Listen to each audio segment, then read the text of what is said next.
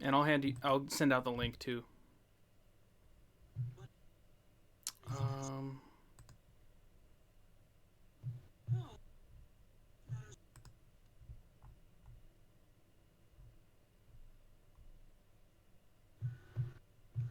that's great. Where can I find the link? Way over there. Of course.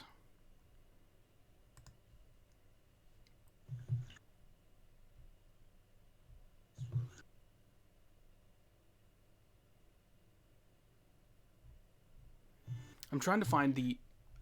Uh, hmm.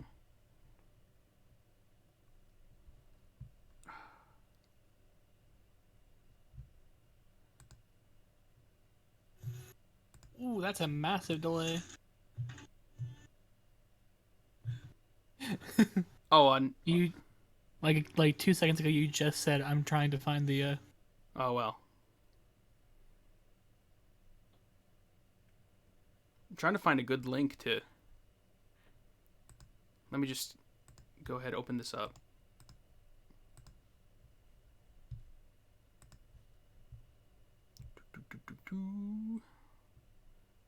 Am I live streaming? possibly.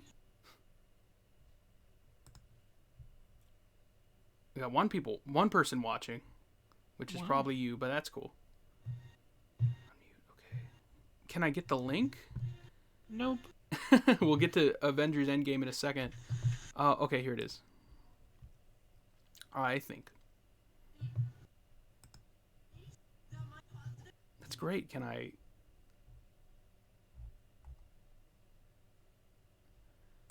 View on watch page, I guess. There we go. Jeez Louise. Let me just go ahead and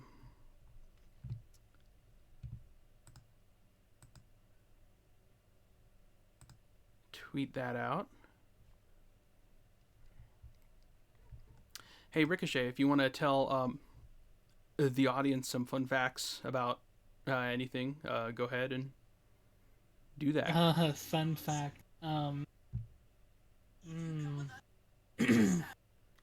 Fun facts. Yeah. Like about animals Let me or search something. up some fun facts. Okay. Oh, this might be a problem. But I'll trust you with one. I'll give you one shot. Google.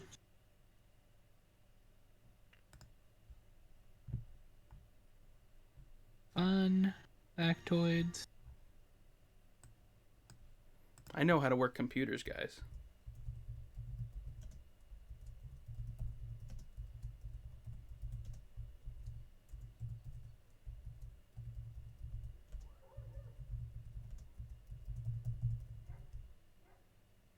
And I also know how to spell spoilers.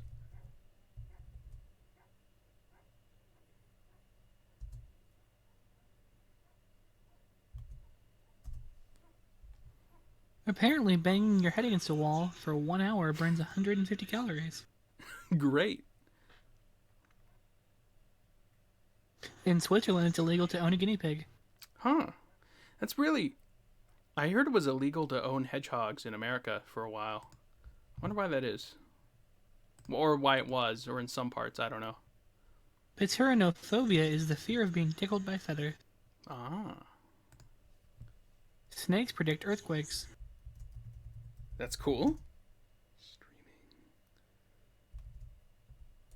The oldest your mom joke was discovered on a 3,500-year-old Babylonian tablet. I like that.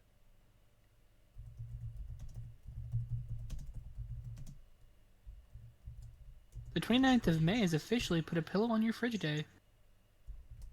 A pillow on your fridge. Mm-hmm. Cherophobia is an irrational fear of fun or happiness. Oh no. 7% of American adults believe that chocolate milk comes from brown cows. Oh, that's too high. If you lift a kangaroo's tail off the ground, it cannot hop. Huh. Wow.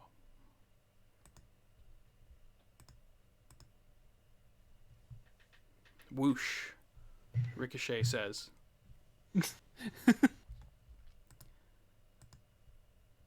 All right, I think we're ready. Oh, sorry, one more thing. Billy Yeah. goats urinate on their own heads to smell more attractive to females. I mean, wouldn't you? No.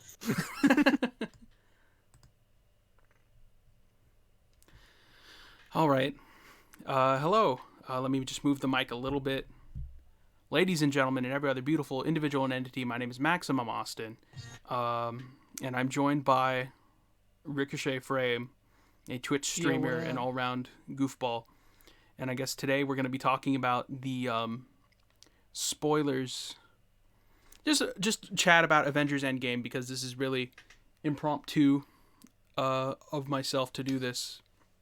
I didn't really have a lot of time to conjure up a video of some sort, so let's live stream it. Let's have some fun. I guess we'll start off. I know you've been telling me this, Ricochet, but how have you been? Not too bad. That's good. and I've been doing for fine. The evening right now. I'm sorry? I'm just relaxing for the evening right now. Okay. That's neat. Anywho, I guess we'll get started with Avengers Endgame. I am keeping an eye on the chat. You're more than welcome to type whatever, ask me questions, ask about the movie. So anywho, Avengers Endgame, and feel free to interject at any time, Ricochet. I really had a hard time of scripting a video. I did have a script for it, but I didn't feel like it was immediately necessary, because everyone who wanted to see this film has probably seen it already, like a good chunk. Like, I think it broke recently that this film made $1 billion over this weekend, and like 375 million of that was from the United States alone. So that was that's pretty astonishing. Yeah, I heard that a lot of my friends a lot of our friends actually were pre-ordering tickets. Like Voltage, she got her ticket a month in advance. Wow. Yeah. As soon as how long have they been on pre-sale? Do you know? Not personally, no. No. Okay. But she said she ordered one a month ago, and that's not the only person I've heard of that's done it. So you know that if a movie's being fucking pre-ordered, that it's going to be super popular. Yeah, like the pre-selling, the pre-sold process, and like that sort of thing. It's insane. Like, my theater was packed. I went to this sort of like chain theater, and it was busy. I think there were like 3 other screens showing different movies. Out of like 18 screens, about 15 of them were showing Avengers Endgame. It was crazy, and a little scary, but I guess we'll get back to that. I'm just glad that all in all, like, people are pleased, because imagine the pre-order sales just to find out it was like terrible. Oh yeah. Have it be the worst Marvel would have movie. Hell to pay. Yeah. But that didn't happen. Luckily, it didn't. The movie is good. I really did enjoy it. And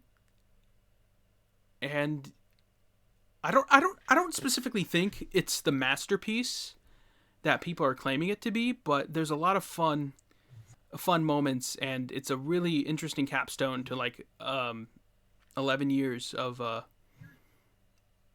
this movie mega series. Yeah, it's the highest thing I can say about Avengers Endgame is that it feels like a comic book. It feels like a comic book movie in the best way possible. I think. Oh, by the way, we're going to be spoiling it. I am. Ricochet has not seen it yet. But like near the end with this battle scene between Thanos' army and a lot of different, like, basically the whole Marvel universe it takes place on Earth, and I was just looking at this and I'm like thinking, this is insane, and I kind of dig it. This might be the greatest comic book movie just visually in terms of like concept, because you see like a lot of like there's Wakandians, there's like magicians, there's like spaceships, there's aliens. You see Ant-Man running alongside everyone, super big. It's so gonzo odd. It's really a sight to behold. If the climax of Avengers 1 was the celebratory thing for like the first 5 movies, the climax of this film is the celebration of like the whole MCU as a whole, and it was really entertaining. There were a lot of I'm trying to think back to my script now. There were a lot of different character moments, and a lot of things to make it fun, and yeah. And that's it. Bye. Go see it. Give Disney money. But so I'm gonna ask, just for the consistency of the joke, did Spider-Man get his ass kicked by Jessica Jones? Oh yeah. No. Damn. Nope. No Defenders. No Jessica Jones. No Daredevil. It would have been cool. See... I still hypothesize that like get John Burton-Hall, get the Punisher in here, like have him shoot rocket launchers at the aliens. That'd be cool. Just Captain America's throwing his shield and everyone's firing laser beams, but he has just guns and like rocket launchers and grenade launchers. But no, we do not. Jessica Jones is. I don't know what those characters are doing during all this. Drinking heavily. Probably, yeah. Knowing Jessica Jones. I guess another thing we have to. We also don't really know the timeline, honestly.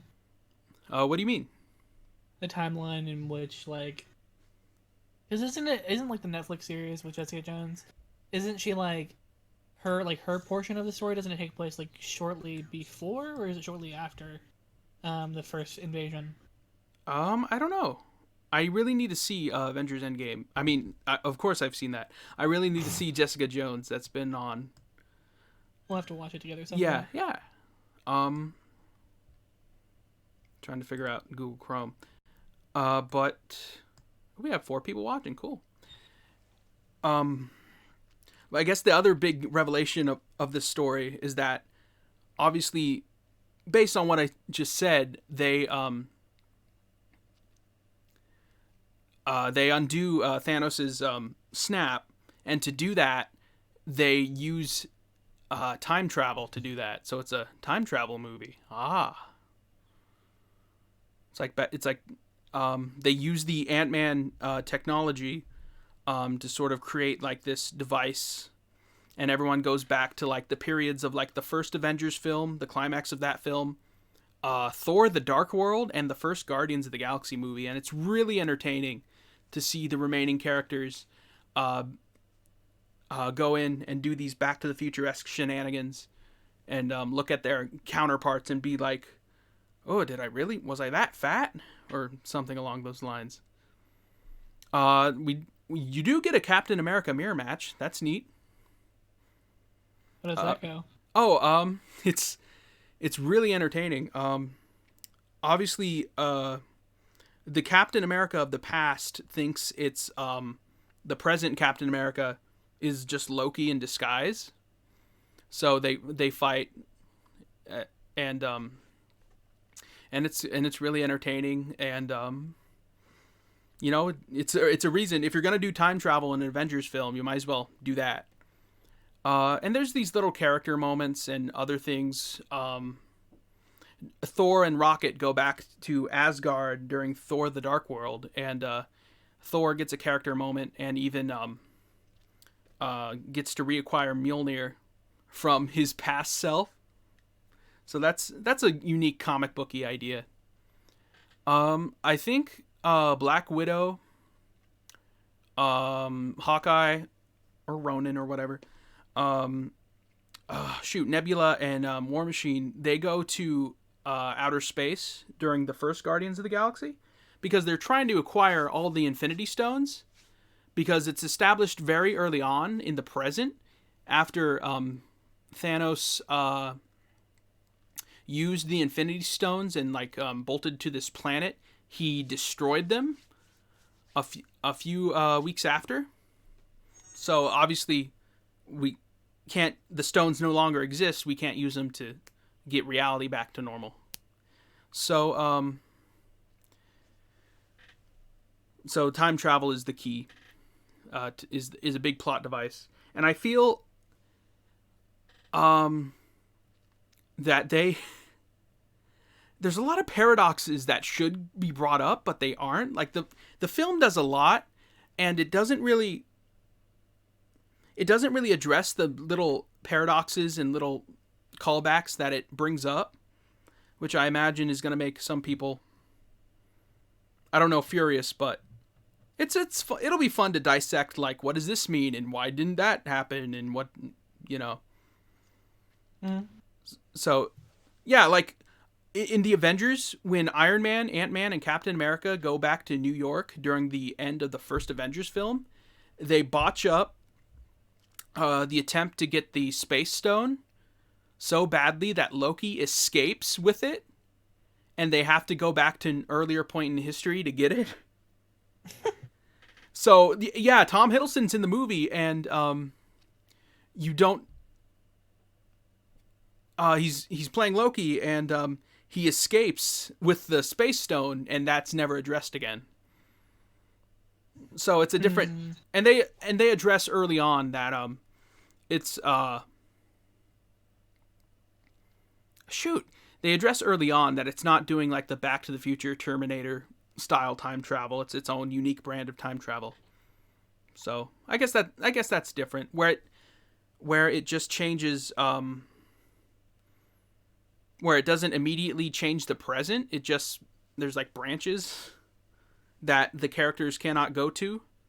So maybe that's how they're setting up the Maybe that's how they're setting up the Netflix series with Loki. Like that's going to tie into the Netflix series, see what he's doing. So I guess he died at the beginning of Infinity War for realsies. Bummer.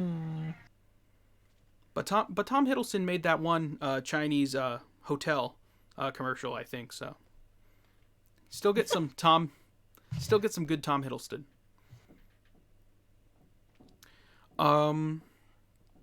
What else?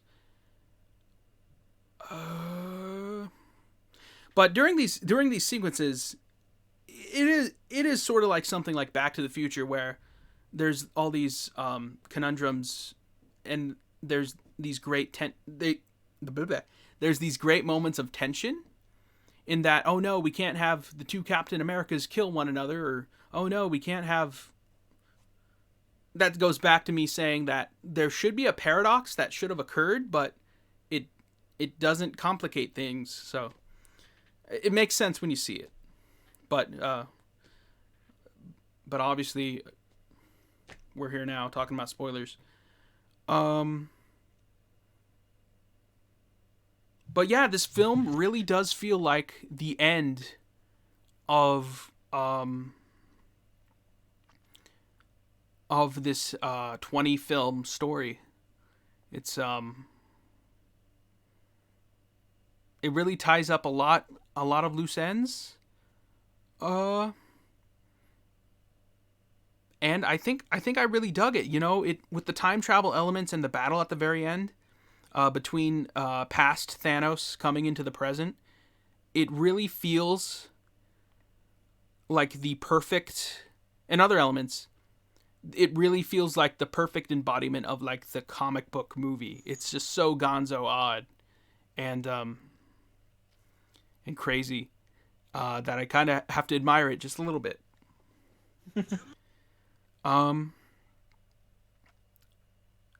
As far as some characters, I think some characters get good development and some great moments. Others, I think it would have been nice to see a little bit more of them. like Captain Marvel, Brie Larson's character, she appears at the very beginning and the very end, and I don't know if that's the effect.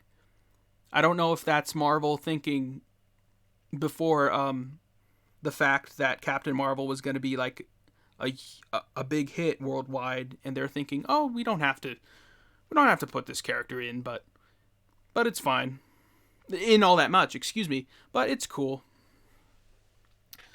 Because you can't really pre-plan these things, and a lot of this franchise management stuff, a lot of this shared universe film franchise making is seeing what sticks and what doesn't. So, and it is calling back. It is sort of like completing the story of like the original 6 Avengers. I think like of the two, big spoilers, Iron Man, Robert Downey Jr.'s Iron Man, and Captain America, they, you can tell by the end of the movie, you get the sense that their characters are complete, their story is complete, and for one of them, it does involve death. So, but it's all good. But I guess going back to the time travel thing, this thing is filled with so much fan service. It's off the wall. There are like different characters in the time travel sequence. There's like different characters, different actors who reprise different characters throughout the scenes.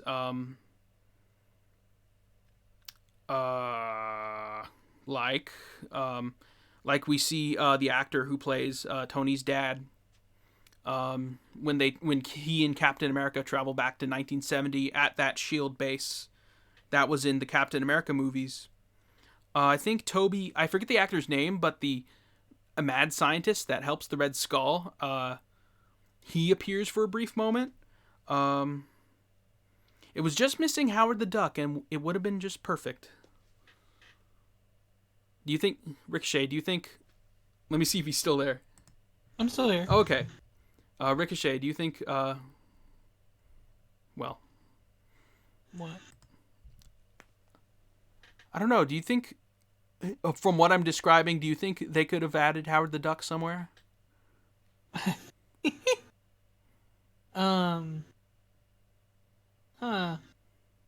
I mean, I like the idea of making him the true villain for no reason. Oh. And just, destroying the entire universe. Yeah, he was. They were gonna do Have the master. him acquire the Infinity Gauntlet. Yeah, yeah. It turns out like Thanos was working for him all along, and he was just a.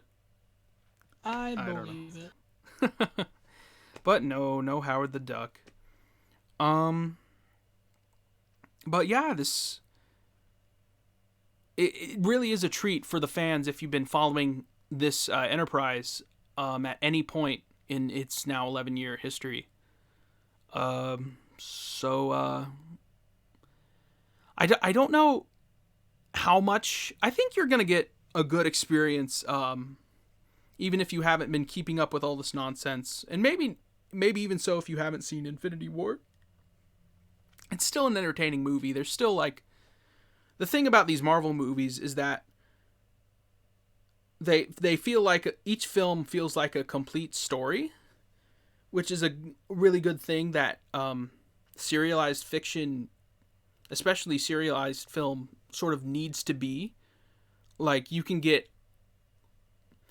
say like, oh, I saw Iron Man you can see the individual films out of order, but you can still feel like, oh, this was a complete experience. But I don't know if it's going to be one of my favorite films of the year. I think it might be my favorite Avengers film, just because of its entertainment factor and the little character moments like Thor, Captain America's conclusion in the story. Mark Ruffalo is really great as the Hulk in this. He does get to he's very likable as the Hulk in this. And I dug it. Nice. And judging from the $1 billion box office it made over the weekend, I bet you have as well. I guess trailers. Usually when people do these kind of videos, they say trailers, or they talk about the trailers before, or the audience afterward. The showing I had, I've been at fun showings for like the Marvel and Star Wars stuff the past few years. I don't know if it was the time I saw this movie. It was pretty late. It was like 10 p.m. And I don't know if anyone was tired or just I don't know. It was 10 p.m. on a Thursday, but not a very active audience. I mean, people applauded, but it wasn't like, I don't know what kind of audiences you're familiar with theatrical movies, Ricochet, but I mean, I haven't actually been to the movies in a while. oh, okay. I None haven't stick seen up in any, your like mind. good things recently. Okay. Because I watched the Infinity War. I watched a few of the other films that came before. Mm. But I mainly just kind of waited until they were accessible via streaming. Okay. In terms of trailers, I guess I can knock this one out. We got in front of my showing. I can't forget some of them. We got that Hobbs and Shaw trailer, that Fast and the Furious spinoff with The Rock and Jason Statham. That looks like fun. This that Seth Rogen, Charlize Theron comedy. I guess that looks all right. This Anne Hathaway, Rebel Wilson thief comedy. And one for Star Wars, the Episode 9, The Rise of Skywalker, which I thought, which was a given that this is a Walt Disney distributed movie. And we also got a trailer for the Lion King remake. So it's all good. I have some thoughts on the Lion King movie, judging from the looks of the trailers and stuff. But anything you want to say about any of the movies I mentioned just now, Ricochet? I mean, I don't know. I've heard that people are weirded out by the idea of the Lion King live action. I've heard that people are weirded out by live renditions of films in general recently. Of animated films? Yeah, people. I've talked to a few friends that think the Dora the Explorer live action is disturbing. In a way, it is. It's kind of disturbing. But then again, it's whatever. I know that I'm never gonna watch it. I know that I'm not really gonna be into it for the most part, or into most films. I kind of wore out when it comes down to watching Disney films in general. Right. But I will probably watch Endgame here in a bit whenever it comes out later on for easier access. Mm-hmm. Because it's probably gonna hit Netflix at some point in time. Or Disney Plus. Oh, that's not gonna happen on a paper subscriptions like that.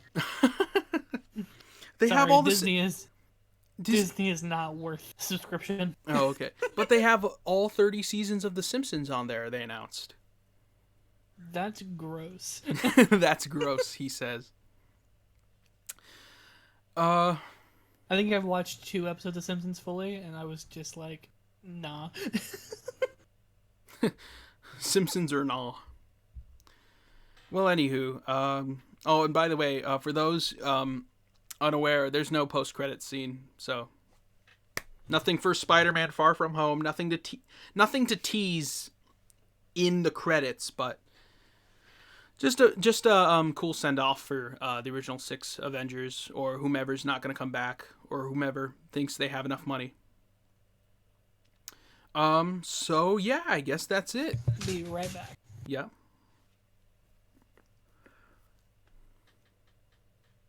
My co-host left. Where did he go? But dogs out. Oh, okay.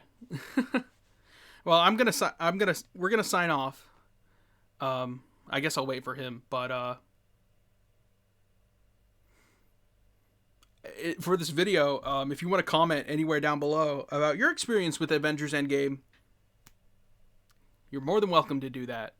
Don't be a jerk and spoil the movie. I have something on my nose. Don't be a jerk and spoil the movie for others who do not wish to be spoiled.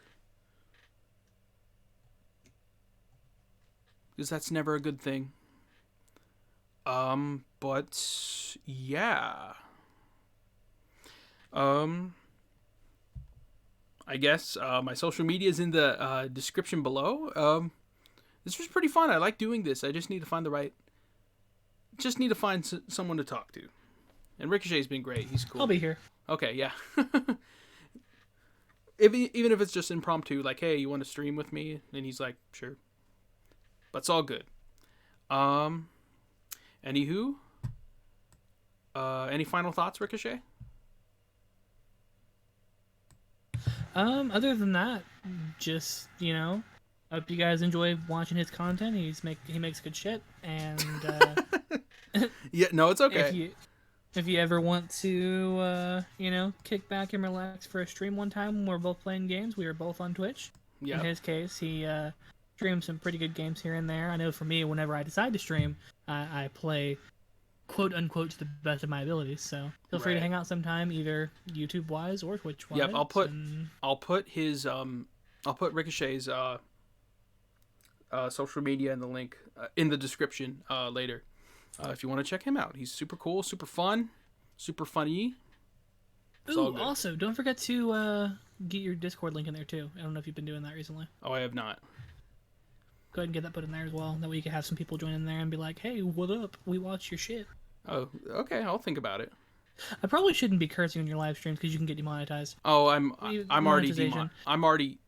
have monetization off just because I'm under 1,000 subscribers and I forgot they keep on they changed that. But it happens. It's not a big deal.